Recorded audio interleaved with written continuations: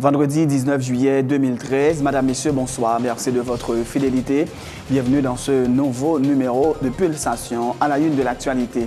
La commission sénatoriale d'enquête sur le décès du juge Jean-Serge Joseph s'est entretenue ce vendredi au palais de justice avec le doyen du tribunal de première instance de Port-au-Prince, maître Raymond Jean-Michel, et les juges instructeurs Bernard Saint-Ville et Berge Haut-Surpris.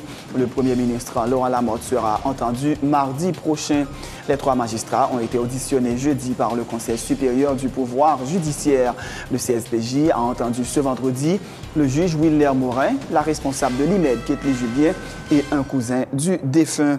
Le premier ministre Laurent Lamotte, qui est également ministre de la Planification, et le ministre des Finances Wilson Lalo ont finalement répondu aux questions des parlementaires concernant l'exécution du budget de l'exercice en cours.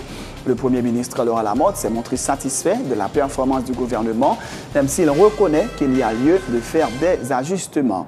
Plusieurs milliers de personnes ont gagné les rues ce vendredi à Port-au-Prince pour dire non au mariage gay. Cette manifestation organisée par des organisations religieuses est soutenue par l'ancien commissaire du gouvernement, maître Jean-Renel Senatus. Le député de la 2e circonscription de Port-au-Prince, Jean-René Louchard, dit s'opposer catégoriquement à tout projet de légalisation du mariage gay en Haïti. Avec une dette de plus de 18,5 milliards de dollars, la ville de Détroit vient de déclarer faillite. La mise en faillite est l'unique solution qui permettra à Détroit de redevenir stable et viable, selon le gouverneur de l'État du Michigan, Rick Snyder. Après une pause de 72 heures, la Gold Cup reprend ses droits ce samedi avec les deux premiers quarts de finale. Le Mexique sera opposé à Trinidad alors que le Panama affrontera Cuba. Tito Villanova n'est plus l'entraîneur du FC Barcelone en raison d'une rechute de son cancer d'une glande parotide. Les Blaugrana sont à la recherche d'un nouveau coach. En attendant sa nomination, Ruby, l'adjoint de Villanova, va assurer l'intérim. Madame, Messieurs, restez branchés pour le développement de ces titres et de bien d'autres.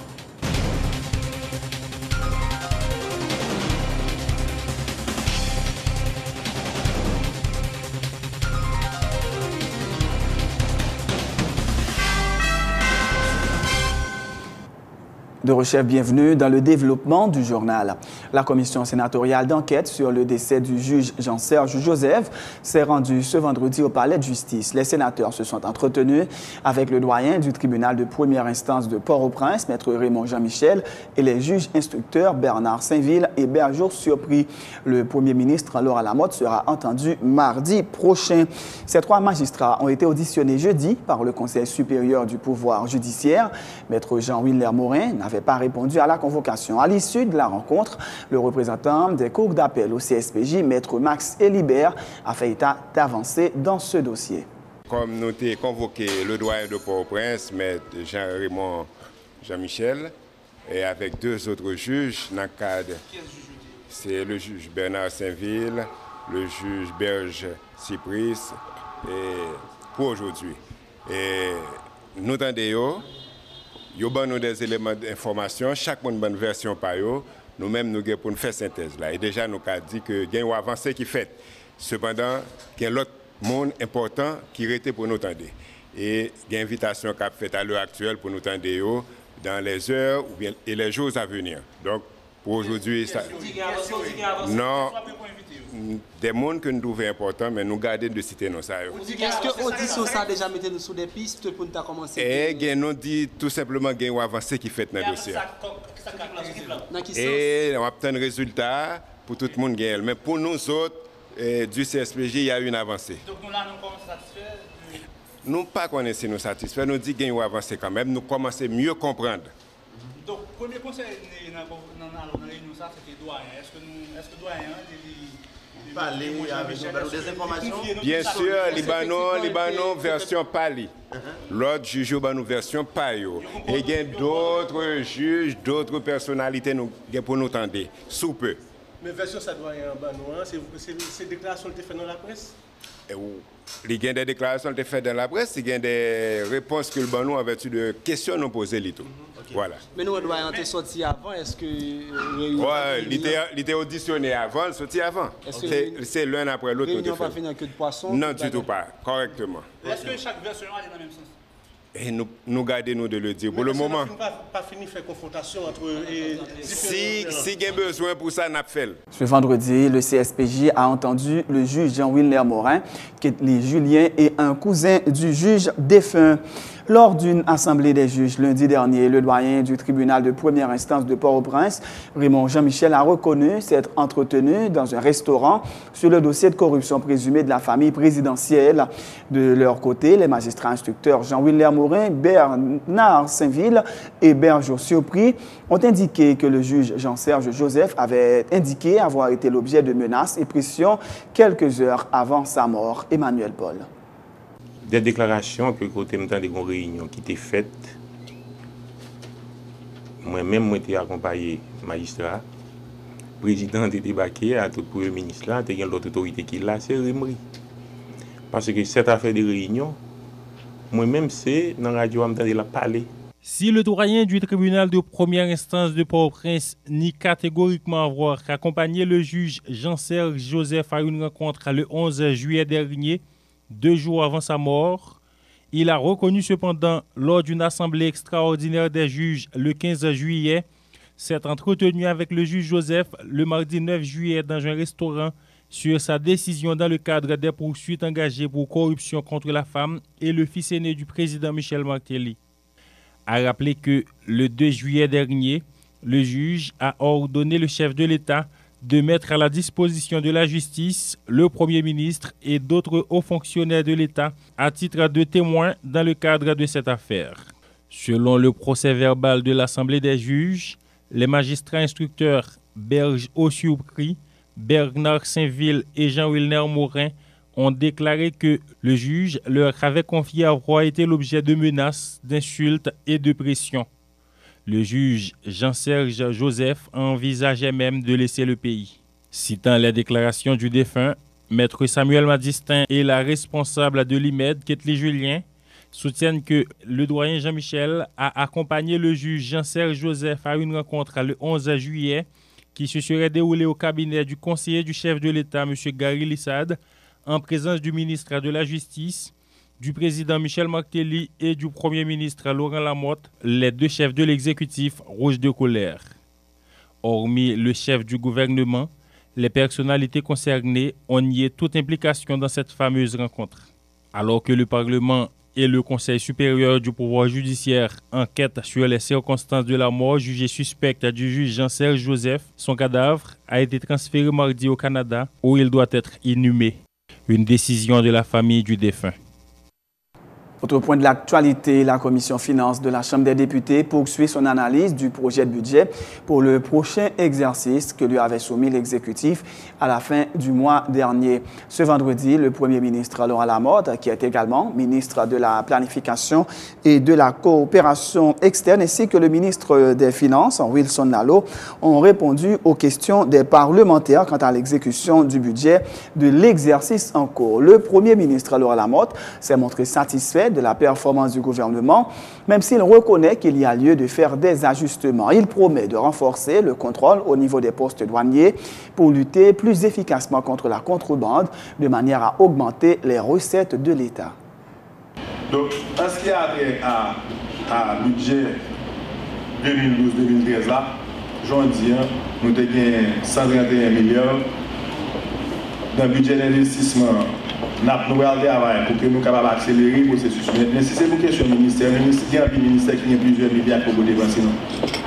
Donc, le problème, son problème pour nous travailler sur le pour nous résoudre.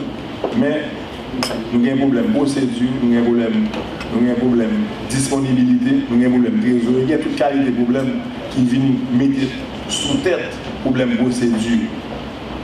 Donc, globalement, nous satisfaits avec côté mouillé. Il faut que nous fassions plus d'efforts pour nous améliorer les performances. Mais globalement, un peu d'investissement à faire dans le pays, un peu de construction à faire. Très certainement, c'est la première fois qu'il y a un peu d'investissement, un peu de construction à faire comme ça dans le pays. Dans 4 pays, dans tout le département. Et ceci fait avec une bonne gestion justement de FIOP, de processus de décaissement. Parce que les ressources que nous gagnons, que ce soit douane ou DGI, nous connaissons que douane DG, nous connaissons qui qualité de problème que par exemple douane n'a gagné aujourd'hui. En face problème contrebande que nous vivons. Côté que nous avons perdu plusieurs milliards d'euros dans la question de contrebande. Donc ça a son point qui vous identifier, qui vous résoudre de manière nationale, pas seulement le gouvernement, mais parlementaire, pour nous pencher sur ça. Parce que le que vous apprenez une situation où vous n'avez pas un contrôle de revenus, vraiment, vous avez 59 points sous frontière là qui ne sont pas contrôlés, vous avez 4 points pour contrôler, vous avez ça le marché binational. Le marché binational là, il est ouvert 7 jours sur 7, à des heures, côté que vous avez ça ouvert, j'ai ouvert. Donc ça a son point essentiel, je n'ai parlé de ressources pour contrôler les points ça. Le ministre de l'Économie et des Finances, Wilson Lallo, a indiqué que le taux d'exécution du budget pour l'exercice en cours est de 62%. M. Lallo fait remarquer qu'il y a eu un manque à collecter durant cet exercice en raison notamment des catastrophes naturelles ayant frappé le pays. Voilà pourquoi, a-t-il dit, le gouvernement avait dû revoir à la baisse l'ensemble des dépenses qui étaient prévues pour l'exercice 2012 à 2013, mais globalement, il s'est montré satisfait de la performance de l'équipe gouvernementale. Évaluer la performance budgétaire, c'est évaluer dans qui sens n'a marché dans le cadre d'amélioration des conditions générales de vie dans le pays. Et nous connaissons qu'il y a un ensemble de problèmes que nous évitons. Et le Premier ministre lui-même parlait de ça tout à l'heure là. Le cadre de taux d'exécution du budget globalement dit 62%. C'est déjà pas plus mal. Maintenant, le 62% dit variable parce qu'il y a des ministères qui ont une performance qui est meilleure que d'autres ministères. Ça, c'est la première chose. Et l'explication fondamentale là, c'est la question de souvent certains projets, ils mettent des lignes, des idées de projet en budget, des documents de projet pas prêts. Et là, pour exécuter, des fois, il y a des procédures pour respecter qui sont lentes et qui sont longues. Passation de marché au printemps, pour aller devant CNMP, pour aller devant le Cour des comptes, des fois, elle prend 6-7 mois. Et projet, le cas de l'hôpital de l'Université d'Haïti, ce n'est pas comme qui va gagner. Dans la partie fonctionnement, nous connaissons une partie incompressible. C'est-à-dire payer salaire, payer fonctionnement institution, ça, il faut comme ça disponible. Maintenant, c'est là qu'on finit de mettre comme ça en place que l'ensemble de l'autre dépense fait. Et c'est là qu'il y a des difficultés, là qu'il y a des manques à percevoir dans le budget d'investissement. Nous connaissons l'autre partie budget qui est surtout financée par appui extérieur, avec des conditionnalités, et puis des fois, comme c'est des intentions déclarées. Mais calendrier d'exécution et de réalisation du budget et des ressources calendrier de mobilisation de ressources par le Trésor public pas sous contrôle autorité d'État et qui fait que des projets qui arrivent après ne sont pas exécutés malgré tout. Donc c'est un ensemble de choses qui fait que certains ministères ont un taux d'exécution de projet qui est beaucoup moins important que d'autres, mais en moyenne, la performance n'est pas plus mal que ça. Tout à fait autre chose. Manifestation à Port-au-Prince ce vendredi contre le mariage gay. Ce sont des milliers de personnes qui étaient dans les rues pour dire non à cette pratique immorale. Cette manifestation a été organisée à l'initiative de plusieurs organisations religieuses. Emmanuel Paul, reportage. Pinga! Pinga! Pinga! Pinga! Alors oui! C'est nous pour là! Nous passons l'autre! Nous avons suivi ça! Nous avons lesbiennes ça!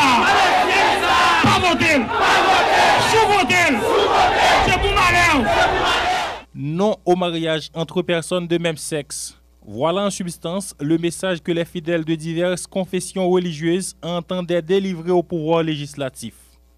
Pancarte et Bible en main, les manifestants ont clairement demandé aux parlementaires de ne pas approuver le projet de loi autorisant le mariage pour tous, soulignant que le pays a déjà connu assez de calamités pour attirer sur lui des malédictions. Garçon avec garçon à bas! Femme avec femme à bas! Il y a un groupe pédéraste lesbienne qui était réuni dans l'hôtel Le Plaza pour préparer une loi pour que garçon et femme mariés dans le pays. Nous disons qu'il y a trop de malédictions qui frappent le pays ça déjà. Nous sommes haïtiens, nous supposons chercher une fille pour nous marier, mais pas un garçon à garçon. Si loi ça t'a voté, qu'il y a un pile monde qui dit il y a pour les monde. Nous ne pouvons pas ça faire dans le pays. Nous ne pouvons pas plus de malédictions. Tout ça, bon Dieu, pas de voler. T'es gourmet pour lui, nous-mêmes nous supposons gourmet pour lui. Mais je ne dis pas nous ne pouvons pas accepter homosexuel, nous ne sommes pas d'accord. Parce que la Bible interdit ça. Je t'en ai dénoncé, Sodome avec Gomorrhe, ça nous pas entrer là-dedans. Parmi les manifestants, l'ancien commissaire du gouvernement de Port-au-Prince, Jean-Renel Senatus. Pour lui, il est important et urgent que tous les secteurs de la vie nationale se dressent contre un tel projet qui ne peut que déstabiliser la société déjà en pleine déliquescence. Autorité qui nous dit bagaille là pour le top. Nous-mêmes, nous ces secteurs qui font, nous mettons top pour nous dire députés et sénateurs, nous pas d'accord. Nous pas d'accord. Nous avons 3 petites filles.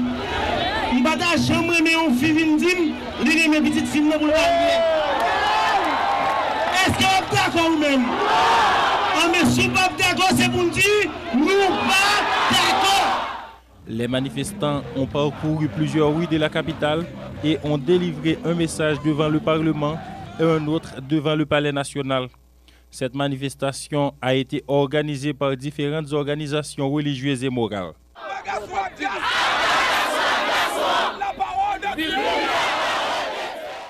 Le député de la 2e circonscription de Port-au-Prince, Jean-René Lochard, dit s'opposer catégoriquement à tout projet de législation du mariage gay en Haïti. Le parlementaire a d'ailleurs indiqué que tant qu'il sera au Parlement, les homosexuels n'y entreront pas. Le député Lochard a salué l'initiative des protestants qui ont manifesté ce vendredi à Port-au-Prince pour dire non au mariage gay. Les adeptes d'autres confessions religieuses, dont les catholiques et les vaudouisants, devraient eux aussi rejoindre les protestants dans leur mouvement, dit le parlementaire qui estime que les homosexuels ne devraient pas avoir la voix au chapitre. Parce que c'est une très bonne chose pour le pays, parce que le pays a trois problèmes. Problème sur problème, dossier sur dossier. Je ne dis pas, ce n'est pas l'église protestante seulement qui peut faire ça qu'on fait là. Parce qu'il faut que l'église catholique implique, il faut que vous nous impliquez, et même la société civile, les universitaires, etc. Parce que le pays a trop de problèmes là-dedans pour journée aujourd'hui, c'est une question d'homosexuel qui a fait actualité. Il y a une question à la proposition de loi qui a parlé pour la déposer au Parlement pour légaliser la question ça. Mon cher Mabdou, honnêtement, pour nous qui sommes entrés dans le Parlement, il faut me battre là. J'ai des enfants élevés. Et la démocratie, il y a des députés. Démocratie, ça veut dire qui ça? La projet vous a fait en face là, c'est d'être légalisé. Eh bien, nous ne sommes pas prêts pour ça nous-mêmes en Haïti. Parce que nous avons trois problèmes sociaux pour journée aujourd'hui là.